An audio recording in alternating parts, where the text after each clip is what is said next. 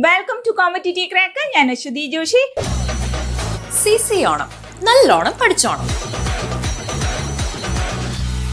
അപ്പൊ നിങ്ങൾക്ക് എല്ലാവർക്കും അറിയാം നമ്മുടെ സെറ്റ് എക്സാമിന്റെ ഡേറ്റ് മറന്നു പോകണ്ട, സെപ്റ്റംബർ 20-നാണ് അല്ലെ. അപ്പൊ ഇത്തവണത്തെ ഓണാഘോഷം സമ്പൽ സമൃദ്ധിയുടെ ഓണാഘോഷം, അറിവിന്റെ സമ്പൽ സമൃദ്ധി ആയിക്കോട്ടെ, അതാണ് നിങ്ങൾക്ക് മുന്നിൽ CC കൊണ്ടുവരുന്നത്. അപ്പൊ മറക്കണ്ട, നമുക്ക് നല്ല രീതിയിൽ പഠിച്ചു മുന്നേറിയാൽ മാത്രമേ ഇത്തവണത്തെ സെറ്റ് എക്സാം നിങ്ങൾക്ക് ക്രാക്ക് ചെയ്യാൻ സാധിക്കുകയുള്ളൂ. അപ്പൊ നിങ്ങൾ എല്ലാവരും CCയുടെ ആപ്പ് ഡൗൺലോഡ് ചെയ്തവരാണെന്ന് എനിക്കറിയാം. അപ്പൊ നിങ്ങൾ എല്ലാവരും CCയുടെ ആപ്പ് ഡൗൺലോഡ് ചെയ്തിട്ടുണ്ടാകും എന്ന് എനിക്കറിയാം. എന്നിരുന്നാൽ കൂടെ ഇല്ലാത്തവരോടാണ് ഞാൻ പറയുന്നത്, CCയുടെ ആപ്പ് ഡൗൺലോഡ് ചെയ്യുക. അതിന് കാരണം ഞാൻ പലതവണയായിട്ട് പറഞ്ഞിട്ടുണ്ട്. എന്താണ്? നമ്മുടെ CA അല്ലെ, കറണ്ട് അഫേഴ്സ് ചോദ്യങ്ങൾ 10 മുതൽ 18 വരെ ക്വസ്റ്റ്യൻസ് ആണ് അവിടെ നിന്ന് ചോദിക്കുക. അപ്പൊ CCയുടെ ആപ്പിൽ നിന്നും നിങ്ങൾക്കത് കൃത്യമായിട്ട് പഠിക്കാൻ സാധിക്കും എന്നുള്ളതാണ്. അതുപോലെ മോക്ക് ടെസ്റ്റുകൾ കൃത്യമായി എഴുതാൻ സാധിക്കും. അപ്പോൾ ഇത്തവണ സെപ്റ്റംബർ 20 എക്സാം എഴുതി കഴിഞ്ഞാൽ നിങ്ങളുടെ മനസ്സിൽ ഒരു പിക്ചർ ഉണ്ടായിരിക്കണം. എന്റെ ഫോട്ടോ ഇവിടെ വരും. എന്റെ ഫോട്ടോ എന്ന് പറയുമ്പോൾ എന്റെ ഫോട്ടോയാണോ? അല്ല, നിങ്ങളുടെ ഫോട്ടോ ഇവിടെ വരണം അല്ലെ. ഇത്തവണ സെറ്റ് എക്സാം ക്രാക്ക് ചെയ്യില്ലേ? ക്രാക്ക് ചെയ്തിരിക്കണം, ഉറപ്പായിട്ടും ക്രാക്ക് ചെയ്തിരിക്കണം. അതിന് കാരണം നിങ്ങൾക്ക് സമയം കൂടുതലായിട്ട് കിട്ടിയിട്ടുണ്ട്. അപ്പൊ നമ്മള് കഴിഞ്ഞ ദിവസങ്ങളിലൊക്കെ നമ്മൾ എന്താ ചെയ്തത്? PYQ ഡിസ്കഷൻ ആയിരുന്നു അല്ലെ. കൂടുതൽ PYQs എത്രത്തോളം പഠിക്കാമോ അത്രത്തോളം പഠിക്കുക. മാത്രമല്ല, എനിക്കൊരു പ്രധാന കാര്യം പറയാനുണ്ട്. ഇനിയും നിങ്ങളുടെ മുന്നിൽ 30 ഡേയ്സ് ഉണ്ട് എന്നുള്ളതാണ്. അപ്പൊ ഈ 30 ഡേയ്സ് കൊണ്ട് ഒറ്റയ്ക്കിരുന്ന് പഠിക്കാൻ സാധിക്കാത്ത ഒത്തിരി അധികം കുട്ടികളുണ്ട്. അപ്പൊ സിസ്റ്റമാറ്റിക് ആയിട്ട് എങ്ങനെ പഠിക്കണം, ഈ സിലബസ് വാസ്റ്റ് ആയിട്ടുള്ള സിലബസ് വെച്ചിട്ട് ഞാൻ എങ്ങനെ പഠിക്കും എന്നൊക്കെ ആശങ്കപ്പെട്ടിരിക്കുന്ന കുട്ടികളുണ്ടാകാം. അപ്പൊ പേടിക്കേണ്ട, നമ്മുടെ CCയില് 30 ഡേയ്സിന്റെ ബൂസ്റ്റ് ബാച്ച് ആരംഭിച്ചിട്ടുണ്ട്. അപ്പോൾ ജോയിൻ ചെയ്യാൻ താല്പര്യമുള്ളവർ കൃത്യമായിട്ട് ജോയിൻ ചെയ്ത് പഠിക്കുക. അതോടൊപ്പം തന്നെ നിങ്ങൾക്ക് 15 എക്സാംസും എഴുതാൻ സാധിക്കും. സെറ്റ് എക്സാമിന്റെ അതേ പാറ്റേണിൽ തന്നെയാണ് അത് വരിക എന്നുള്ളതാണ്. അപ്പൊ നമുക്ക് ഇന്ന് സെറ്റ് ജനറൽ പേപ്പറിന്റെ ക്വസ്റ്റ്യൻസ് നോക്കാം. കഴിഞ്ഞ ക്ലാസ്സുകളിലൊക്കെ നമ്മൾ ഡിസ്കസ് ചെയ്ത് പോയതാണ്. അപ്പൊ ഒരു ക്വസ്റ്റ്യൻ പോലും നിങ്ങൾ വിട്ടുകളയരുത് കേട്ടോ. എല്ലാ ക്വസ്റ്റ്യൻസും ഡീപ്പായിട്ട് പഠിച്ചു പോകുക. ഞാൻ ക്വസ്റ്റ്യൻസിനെ പരിചയപ്പെടുത്തുകയാണ്. അപ്പൊ നിങ്ങൾ ഈ ഓപ്ഷൻസിൽ നിന്ന് നിങ്ങൾ എന്ത് ചെയ്യുക? കൂടുതലായിട്ട് പഠിച്ച് മുന്നോട്ട് പോകുക. നമ്മുടെ ലൈവ് ക്ലാസ്സുകളിൽ ടീച്ചേഴ്സ് ഡീപ്പായിട്ട് ഡിസ്കസ് ചെയ്യുന്നും ഉണ്ട് കേട്ടോ. നോക്കൂ, select the odd one out from the given list of the Tripitaka. ഏതൊക്കെയാണ്? സുധപീഠക, വിനയപീഠക, അഭിധമപീഠക, ശ്രാവണപീഠക. ഏതാണ് ഓഡ് വൺ? അറിയാമോ? അറിഞ്ഞിരിക്കണം. ഓപ്ഷൻ D ആണ്, ശ്രാവണ പീഠകയാണ് ഓഡ് വൺ ആയിട്ട് വരിക അല്ലെ. ദ സ്റ്റാൻഡേർഡ് ത്രിപീഠക, 3 basket ആണ് of Buddhist canon consist of the Suttapitaka, Vinayapitaka and the Abhidhammapitaka. കണ്ടോ? Suttapitaka contains the Buddha's discourages and sermons. വിനയപീഠക എന്താണ്? contains the monastic rules and discipline for monks and nuns. അഭിധമപീഠക എന്താണ്? contains the systematic philosophical and psychological analysis of the teachings. അപ്പൊ ഈ ഭാഗത്ത് നിന്ന് ചോദ്യം ചോദിച്ചു കഴിഞ്ഞാൽ ഈ question answer തെറ്റിക്കരുത്.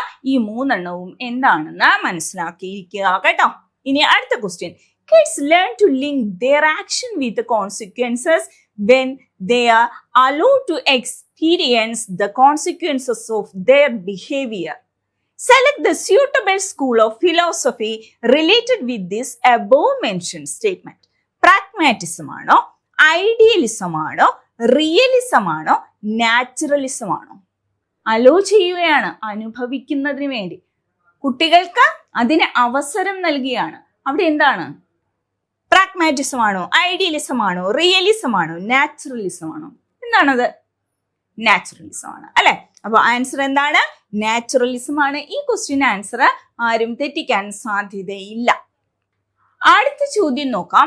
The state of being where every individual in a religiously diverse society has the rights, freedom and safety to worship according to their concerns is known as religious pluralism ആണോ, activism ആണോ, ടോട്ടലിറ്റേറിയനിസം ആണോ, monism ആണോ? എന്താണ്? Pluralism ആണ് അല്ലെ. കാണുമ്പോഴേ നമുക്കറിയാം അല്ലെ, ക്വസ്റ്റ്യൻ വായിക്കുമ്പോഴേ നമുക്കത് കിട്ടുന്നതാണ്. പ്ലൂറലിസം ആണ് ആൻസർ ആയിട്ട് വരിക. ഓപ്ഷൻ A ആണ്. ഇനി സ്ലേവറി, അടിമത്വം അല്ലെ. Is A form of social mobility ആണോ, ചേഞ്ച് ആണോ, സ്ട്രാറ്റിഫിക്കേഷൻ ആണോ, കൺട്രോൾ ആണോ? എന്തായിരിക്കാം? സ്ട്രാറ്റിഫിക്കേഷൻ ആണ് അല്ലെ. അപ്പൊ ഇങ്ങനെയുള്ള ചോദ്യങ്ങളൊക്കെ ഒരു കാരണവശാലും നിങ്ങൾ തെറ്റിക്കാൻ പാടില്ല. ഇത് നിങ്ങൾ ഒന്ന് തിങ്ക് ചെയ്താൽ എഴുതാൻ സാധിക്കുന്നത് മാത്രമാണ് ഇങ്ങനെയുള്ള ചോദ്യങ്ങൾ കേട്ടോ. ചോദ്യം കാണുമ്പോൾ ടഫായിട്ട് ഫീൽ ചെയ്യും, എന്നാൽ ഒന്നുകൂടി ഇരുത്തി ചിന്തിച്ചു കഴിഞ്ഞാൽ നിങ്ങൾക്ക് ആൻസറിലേക്ക് എത്താൻ സാധിക്കും. ഇനി അടുത്ത് നോക്കൂ. Choose the behaviour component included in skill stimulus variation, judging, analysing, reasoning, focusing. ഏതാണ് വരിക? ഫോക്കസിങ് ആണ്. ആൻസർ ഡി ആണ്. അതായത് stimulus variation is A micro teaching skill that helps maintaining students' attention during a lesson by varying the teaching stimuli. ഏതൊക്കെയാണ്? Voice, gestures, movement, media. പിന്നെന്ത് വരുന്നുണ്ട്? Focusing വരുന്നുണ്ട്. Gestures and movement, change in voice or tone, pausing, changing interaction style. ഇത്രയാണ് അവിടെ വരിക. അപ്പൊ ഇവിടെ answer എന്താണ്? ഫോക്കസിങ് ആണ്. ഫോക്കസിങ് ആണ് ആൻസർ. ഡി ആണ് വരിക. ബാക്കിയും കൂടെ നോക്കിയിരിക്കുക. അപ്പൊ ഓപ്ഷൻസിൽ ബാക്കി കണ്ടു കഴിഞ്ഞാൽ നിങ്ങൾക്ക് കൃത്യമായിട്ട് ആൻസർ എഴുതാൻ സാധിക്കും കേട്ടോ. അടുത്ത ചോദ്യത്തിലേക്ക് പോവാം. കഴിഞ്ഞ ക്ലാസ്സുകളിലൊക്കെ ഞാൻ പറഞ്ഞിരുന്നതാണ് അബ്രീവിയേഷൻ വളരെ ഇമ്പോർട്ടന്റ് ആണ്. ഒരു ചോദ്യം ഉറപ്പാണ്. ഒന്നല്ല, ഒന്നോ രണ്ടോ ചോദ്യങ്ങളൊക്കെ നമുക്ക് അവിടുന്ന് കിട്ടുന്നതാണ്. MEICT സ്റ്റാൻഡ് ഫോർ എന്താണ്? National mission on education through ICT ആണോ? National mission on E learning through ICT ആണോ? National mission on E governance through ICT ആണോ? National mission on employment through ICT ആണോ? ഏതാണ് ആൻസർ ആയിട്ട് വരിക? ഇവിടെ ആൻസർ ആയിട്ട് വരുന്നത് national mission on education through ICT ആണ്. കഴിഞ്ഞ ക്ലാസ്സുകളിൽ നമ്മൾ കുറച്ച് അബ്രിവിയേഷൻ പഠിച്ചിരുന്നു അല്ലെ. ICT എന്താണ്? Information and communication technology. അറിയാം എല്ലാവർക്കും അല്ലെ.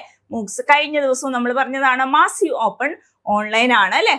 അപ്പൊ കഴിഞ്ഞ ക്ലാസ്സിൽ നമ്മൾ പറഞ്ഞിരുന്നു അബ്രിവിയേഷൻസ് വളരെ ഇമ്പോർട്ടന്റ് ആണ്. ഒന്നോ രണ്ടോ ചോദ്യങ്ങൾ ഉറപ്പായിട്ടും ചോദിക്കും. കുറച്ച് നമ്മൾ പഠിച്ചതും ആണ് അല്ലെ. അപ്പൊ ICT എന്താണ്? ഇൻഫർമേഷൻ ആൻഡ് കമ്മ്യൂണിക്കേഷൻ ടെക്നോളജി ആണ്. അടുത്ത Swayam study webs of active learning for young aspiring mind ആണ്. NBTEL എന്താണ്? National programme on technology enhance learning. പഠിക്കാത്തവരാണെങ്കിൽ കൃത്യമായിട്ട് പഠിക്കുക കേട്ടോ. നിദീക്ഷ എന്താണ്? Digital infrastructure for knowledge sharing ആണ്. അടുത്ത എന്താണ്? CEC എന്താണ്? കൺസോർഷ്യം ഫോർ എഡ്യൂക്കേഷണൽ കമ്മ്യൂണിക്കേഷൻ ആണ്. ഇൻഫ്ലിപ്നെറ്റ് എന്താണ്? ഇൻഫർമേഷൻ ആൻഡ് ലൈബ്രറി നെറ്റ്വർക്ക് ആണ്. അപ്പൊ കഴിഞ്ഞ ക്ലാസ്സിൽ പഠിപ്പിച്ചതും ഇതും എല്ലാം കൃത്യമായിട്ട് നോട്ട് ചെയ്യുക. നിങ്ങൾക്ക് അഡീഷണൽ ആയിട്ട് കിട്ടുന്ന എല്ലാം നിങ്ങൾ എന്ത് ചെയ്യുക? പഠിക്കുക കേട്ടോ. നോക്കൂ, എടുത്ത് നോക്കൂ, ക്വസ്റ്റ്യൻ നോക്കൂ. The section of IT act which deals with punishment for online abuse of children എന്താണ്? ഇത് നമുക്ക് സെറ്റ് എക്സാമിന് മാത്രമല്ല അല്ലെ, ഡിഗ്രി ലെവലിലുള്ള എക്സാംസിന് എല്ലാം ചോദിക്കുന്നതാണ്. 64B ആണോ, 65B ആണോ, 66B ആണോ, 67B ആണോ? അപ്പൊ ഇവിടെ ആൻസർ ആയിട്ട് എന്താണ് വരിക? 67B ആണ്. ആൻസർ ഡി ആണ്. എന്താണ്? Publishing or transmitting materials depicting children in a sexually explicit act, browsing or collecting such content knowingly, encouraging or facilitating others to access or create such content. എന്താണ് ഇതിന്റെ punishment? Punishment എന്താണ് വരിക? Imprisonment up to 5 years ആണ്. And fine up to എത്ര രൂപയാ? 10 lakhs for the first conviction and harsher penalties for subsequent offenses. ഇതാണ് ഇതിന്റെ punishment ആയിട്ട് വരിക എന്നുള്ളതാണ് കേട്ടോ. അടുത്ത ചോദ്യം നോക്കൂ. Classifications that are commonly utilized as a way of describing different kinds of learning behaviors and characteristics that we wish our students to develop in termed as എന്താണ്? Objective based education, objectives of education, educational taxonomy, domains of learning. Answer കിട്ടി കാണും അല്ലെ. എന്താണ്? Educational taxonomy ആണ്. Answer C ആണ് വരിക.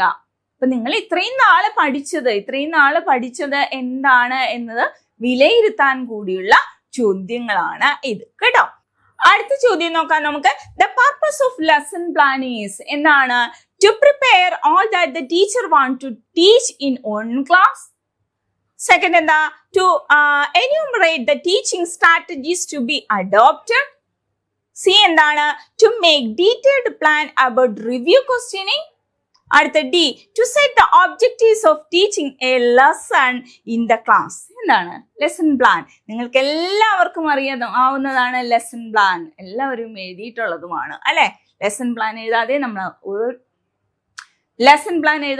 നമ്മൾ ആരും ക്ലാസ്സിലേക്ക് പോകാറില്ല അല്ലെ. To set the objectives of teaching a lesson in the class. Option D ആണ് ഇവിടെ ആൻസർ ആയിട്ട് വരിക അല്ലെ. The main purpose of maintaining a human climate in the classroom is to എന്താ നോക്കൂ, understand each student's family background ആണോ? Enhance development of total personality of a student ആണോ? Know the interest and special needs of each student. Promote constructive and positive behavior among students. Answer കിട്ടി കാണും അല്ലേ? എന്താ answer? enhance development of total personality of a student. Option B ആണ് answer ആയിട്ട് വരിക. ഇനി അടുത്ത ചോദ്യം നോക്കൂ. Development proceeds from head to foot. Psychology പഠിക്കുമ്പോഴേ ആദ്യം പഠിക്കുന്നതാണ് അല്ലേ ഡെവലപ്മെന്റ്. പ്രിൻസിപ്പൾസ് പഠിച്ചതാണ് അല്ലെ. The principle followed here is proximodistal, cephalocaudal, cumulative, inter relatedness. എന്താണ്? നമുക്കിതെല്ലാം അറിയാവുന്നതാണ്. ഓരോ ടേമും നമ്മൾ പഠിച്ചതാണ് പോകുന്നത് അല്ലെ. ഏതാണ് ഇവിടെ ആൻസർ ആയിട്ട് വരിക? സെഫാലോകോഡൽ അല്ലെ. അവിടെ തന്നെയുണ്ട് proceed from head to foot, തല മുതൽ പാദം വരെ. പ്രോക്സിമോഡിസ്റ്റൽ അതാണോ? സെൻട്രൽ ടു പെരിഫറൽ ആണ് പ്രോക്സിമോഡിസ്റ്റൽ എന്ന് പറയുന്നത്. അപ്പൊ ഇവിടെ ആൻസർ എഴുതിയിട്ടുണ്ട്. ഇവിടെ തന്നെയുണ്ട് സെഫാലോകോഡൽ അല്ലെ. ഓക്കെ, അടുത്ത് Raju is A 10th standard student.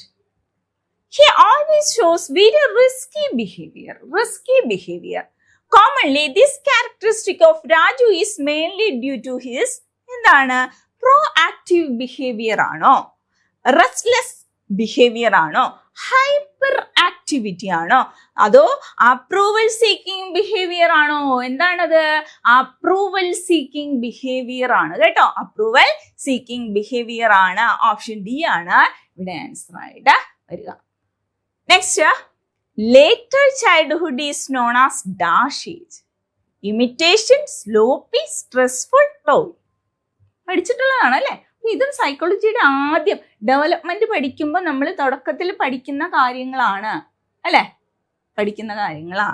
എന്താണ് ഇവിടെ? സ്ലോപ്പി ആണ് അല്ലെ. സ്ലോപ്പി ആണ്. Later childhood is known as sloppy age ആണ്. The molar approach is related with എന്താണ്? ബിഹേവിയറിസ്റ്റിക് സ്കൂൾ ആണോ? സ്ട്രക്ചറലിസം ആണോ? ഹ്യൂമനിസ്റ്റിക് സ്കൂൾ ആണോ? ജസ്റ്റാൾട്ട് സ്കൂൾ ആണോ? നമുക്കറിയാം അല്ലെ. ഹോൾ ടു പാർട്ട് നമ്മൾ പഠിച്ചതാണ്. ജസ്റ്റാൾട്ട് സ്കൂളിലല്ലേ നമ്മൾ അത് പഠിച്ചത്? ആണ്. ജസ്റ്റാൾട്ട് സ്കൂൾ ആണ്. ഓപ്ഷൻ ഡി ആണ് ആൻസർ വരിക.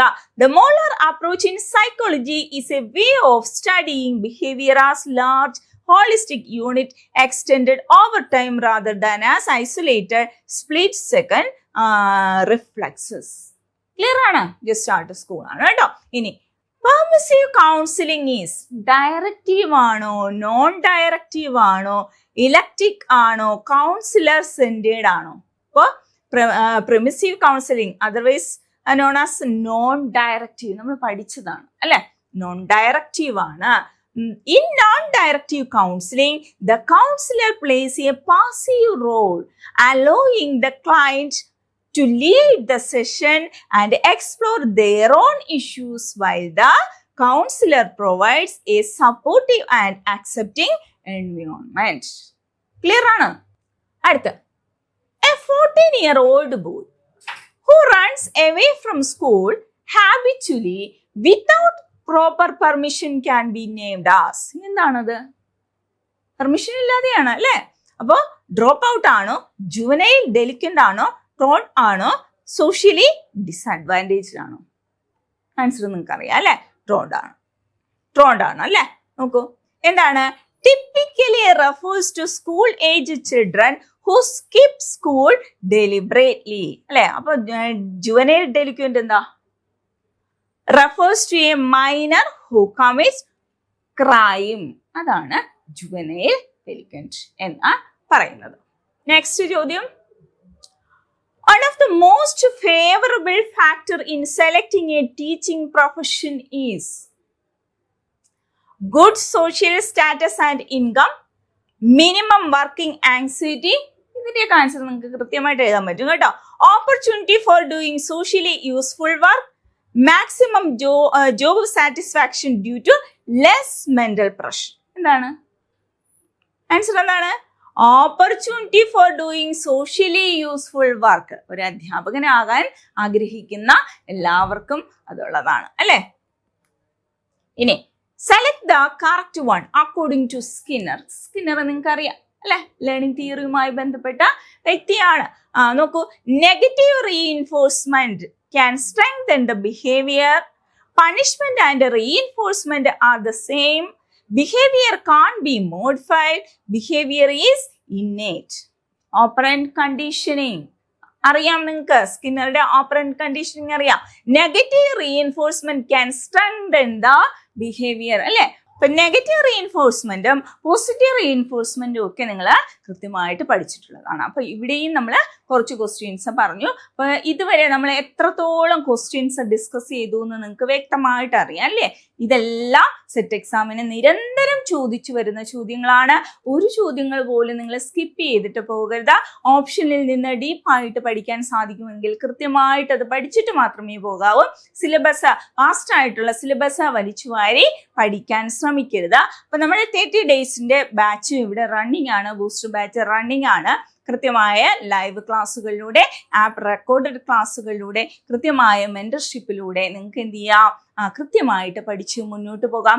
അതോടൊപ്പം തന്നെ ഞാൻ നേരത്തെ പറഞ്ഞ പോലെ 120 മാർക്കിന്റെ 15 എക്സാംസ് ആണ് നിങ്ങൾ എഴുതി തയ്യാറെടുക്കാൻ പോകുന്നത്. ഇനി ചില കുട്ടികളുണ്ട് കേട്ടോ, ഇത്തവണത്തെ സെറ്റ് എനിക്ക് ക്രാക്ക് ചെയ്യാൻ സാധിക്കില്ല, ഞാൻ പഠിച്ചൊന്നും തുടങ്ങിയിട്ടില്ല, അടുത്ത തവണത്തെ സെറ്റ് എനിക്ക് ക്രാക്ക് ചെയ്യാൻ സാധിക്കുമ്പോൾ എനിക്ക് നല്ലവണ്ണം പഠിക്കണം.